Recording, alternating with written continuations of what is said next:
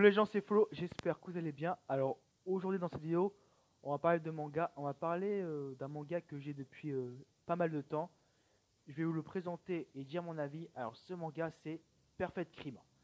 Ou si tu veux prononcer Perfect Crime. Si t'aimes bien tout ce qui est anglais, tout ça, etc. Anglo-saxon. Voilà. Et moi je dis Perfect Crime. Voilà. Alors, de quoi ça parle? Alors déjà, ça parle d'un homme, Tadashi Uzubuki, est repéré à plusieurs reprises sur le lieu de crimes étranges. Toutefois, personne n'arrive à prouver sa culpabilité. Tout le monde l'appelle depuis l'homme au crime parfait. Haine, jalousie, désir et amour, Uzubuki est capable de répondre à toutes les demandes de meurtre de ses clients. Et méfiez-vous, il ne rôde jamais très loin de vous. J'ai fermé la fenêtre, alors ça va. Et aussi la porte. Enfin, la porte, ouais, on va dire que c'est une porte. Voilà.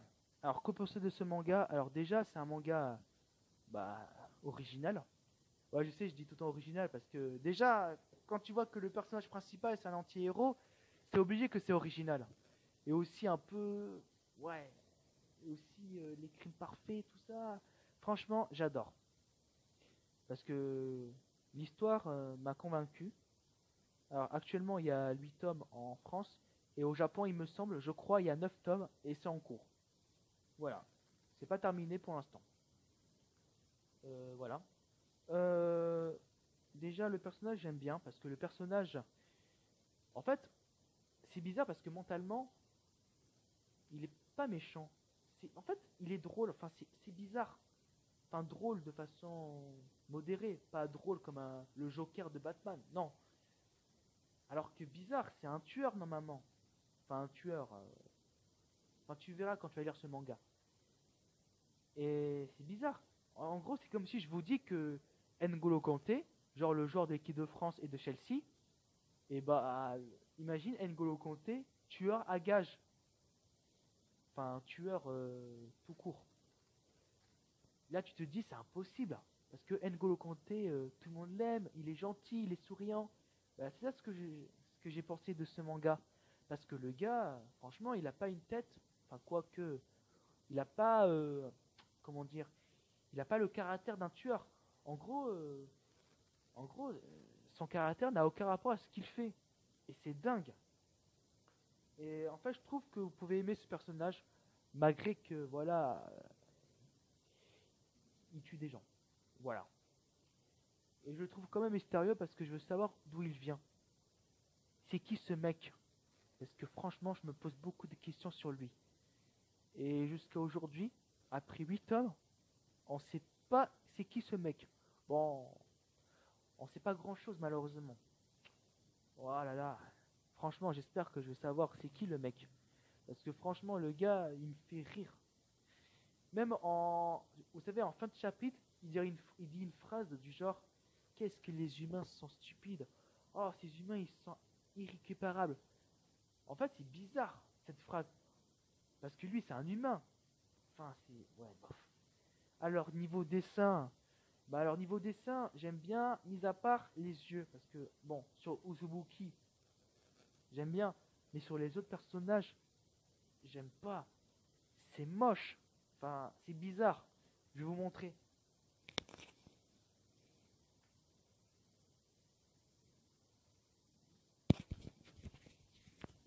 Voici par exemple ce dessin. Voilà, une meuf. Et regarde-moi ses yeux. Oh là là, mais j'aime pas trop. Et regarde celui de Uzubuki. On est bien d'accord que c'est pas les mêmes types de yeux.